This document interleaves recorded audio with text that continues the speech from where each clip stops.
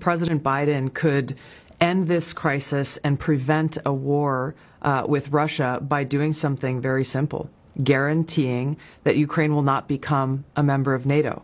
Because if Ukraine became a member of NATO, that would put U.S. and NATO troops directly on the doorstep of Russia, which, as Putin has laid out, would undermine their national security interests. The reality is that it is highly, highly unlikely that Ukraine will ever become a member of NATO anyway. So the question is, why doesn't President Biden and NATO leaders actually just say that and guarantee it? Which begs the question of why are we in this position then? If the answer to this and preventing this war from happening is very clear as day, and really it just points to one conclusion that I can see, which is they actually want Russia to invade Ukraine. Why would they? Because number one, it gives the Biden administration a clear excuse to go and levy draconian sanctions, which are a modern day siege against Russia and the Russian people. And number two, it cements this Cold War in place. The military-industrial complex is the one that benefits from this. They clearly control the Biden administration. Warmongers on both sides in Washington have been drumming up these tensions.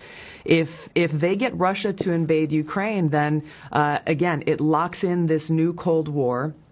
The military-industrial complex starts to make a ton of more money than they have been in fighting Al-Qaeda or making weapons for Al-Qaeda.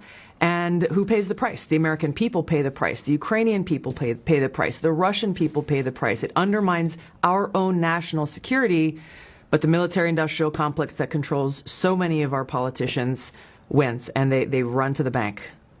You've seen this from both sides as a lawmaker and a member of our armed forces, so I think you've got a credible view on this.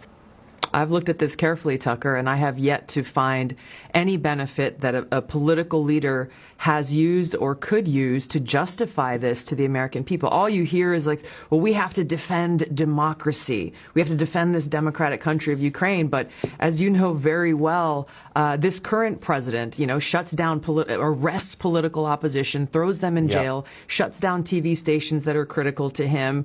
I have a hard time seeing how President Biden or anyone can say with an honest face, we are defending democracy. And the reason is because our own government has publicly supported these authoritarian actions by the Ukrainian president in shutting down their own political opposition. And it begs the question, this sounds familiar to some of the things that unfortunately we're seeing play out right here at home. I was just about to say, it sounds like their kind of democracy.